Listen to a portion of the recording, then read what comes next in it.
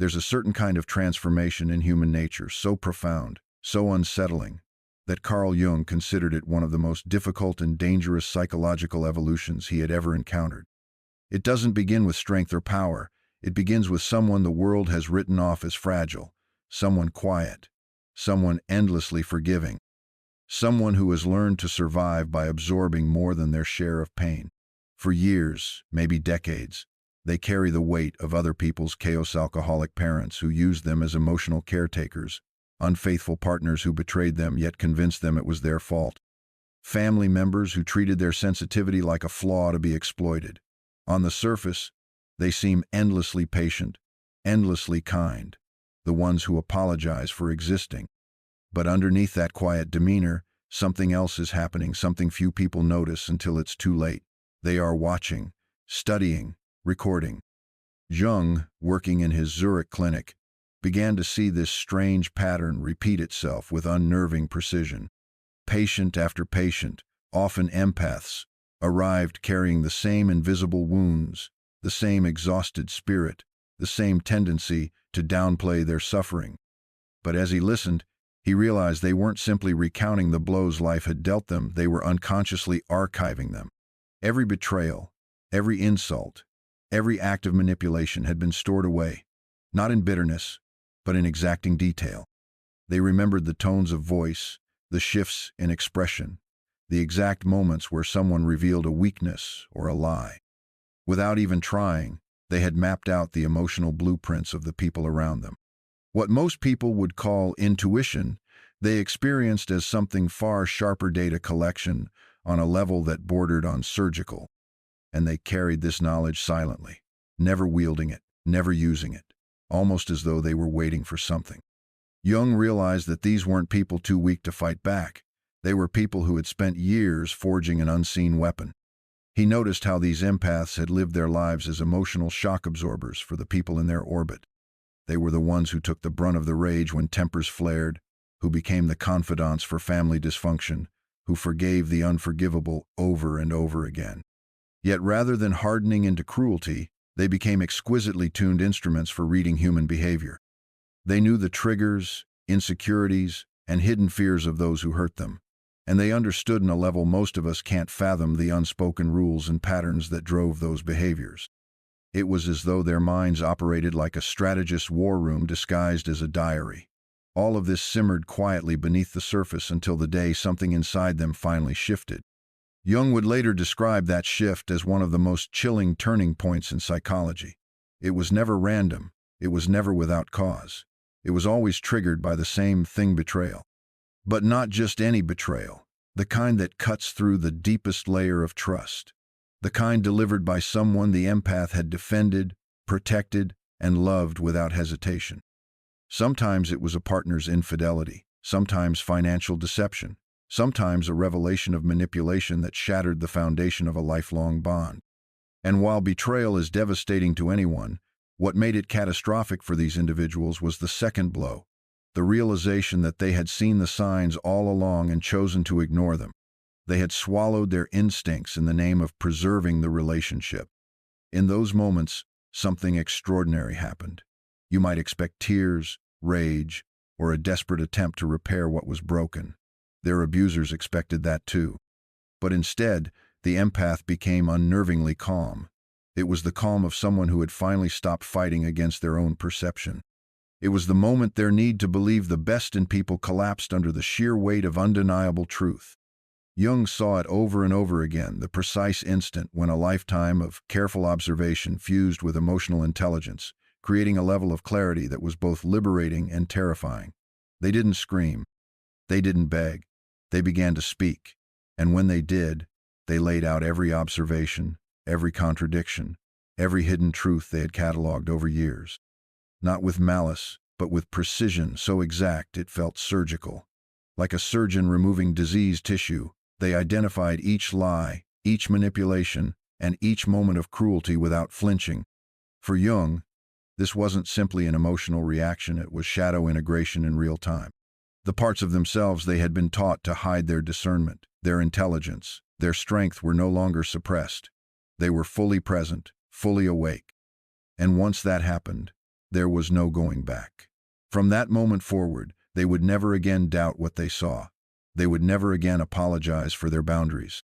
And they would never again be manipulated by the same tactics that once kept them in silence. This was the birth of the awakened empath, and it was a transformation Jung found both awe-inspiring and deeply unsettling. Once the shift had occurred, there was no gradual fade into the new version of themselves. It was immediate, decisive, and irreversible. These empaths, once accustomed to shrinking their needs and softening their truths, now moved through the world with an entirely different gravity. They were not hardened in the way some might imagine. Their hearts still recognized suffering, still longed to nurture, still saw beauty in the small and fragile parts of life. But now there was a filter, a finely tuned gate through which every connection had to pass. No one gained access simply because they demanded it. Trust had become something that had to be earned, and for the first time, their empathy was not given freely to anyone who could take it. It was reserved for those who had proven themselves worthy. People who had once preyed on their kindness could sense the change instinctively. Without a word being spoken, they felt the loss of control, the sudden awareness that their old methods no longer worked here. Conversations became shorter. Manipulators stopped sharing their troubles in the hope of extracting sympathy. It wasn't because the empath had turned cruel, it was because the empath no longer played the role of rescuer for those who thrived in their own chaos. The precision they carried into every interaction was striking. In professional settings, they could read the undercurrents in a room with almost alarming accuracy, knowing who was hiding a weakness, who was overcompensating, and who was quietly holding the real influence. They used this insight not to dominate, but to navigate, making decisions that seemed almost impossibly accurate to onlookers. In personal relationships, they could sense within minutes whether someone's intentions were genuine or self-serving. This was not about cynicism, it was about clarity. They no longer wasted years hoping a person would change. They recognized patterns instantly and acted on that recognition without hesitation. The most unnerving part for those around them was that they could, if they wished, turn these abilities toward manipulation themselves, and they would be extraordinarily effective at it. But almost without exception, they chose not to. Restraint became their quiet power. When they removed someone from their life, it was not with a storm of anger, but with a clean, unshakable decision that needed no further explanation. Jung saw that their transformation didn't just change them, it disrupted entire systems of dysfunction. In families, the removal of their enabling presence caused sudden shifts. Addicts who once relied on their understanding were now left to face the consequences of their actions without a buffer. Relatives who had grown comfortable offloading their drama could no longer use them as an emotional dumping ground. In workplaces, manipulative colleagues lost the person they could guilt into extra work or persuade to keep silent about misconduct. Without the empath's silent cooperation, the entire dynamic had to change. For the first time, the manipulative had to adapt or be exposed. Their presence created what Jung came to call a mirror effect. They didn't have to accuse or confront. Their very existence reflected truth back to the people around them. For the authentic and well-intentioned, this was comforting, a safe space where vulnerability could exist without fear. But for those built on lies, half-truths, and exploitation, it was intolerable.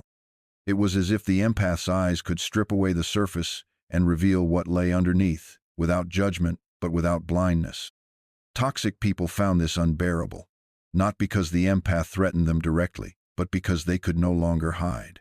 The mere knowledge that they were truly seen was enough to drive them away. The effect spread beyond individuals into the environments they touched.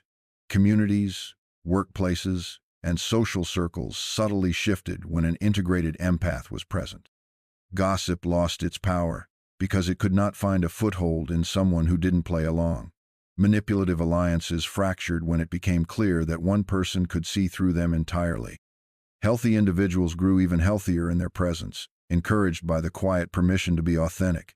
And while the empath rarely set out to be a disruptor, the changes they triggered were undeniable. Their role was not to dismantle people but to dismantle illusions, and in doing so, they altered the balance of power wherever they went. What made this so remarkable to Jung was how consistently it occurred. These awakened empaths did not operate from theory, they moved from a place of embodied experience. shaped by years of being on the receiving end of the very behaviors they now detected instantly.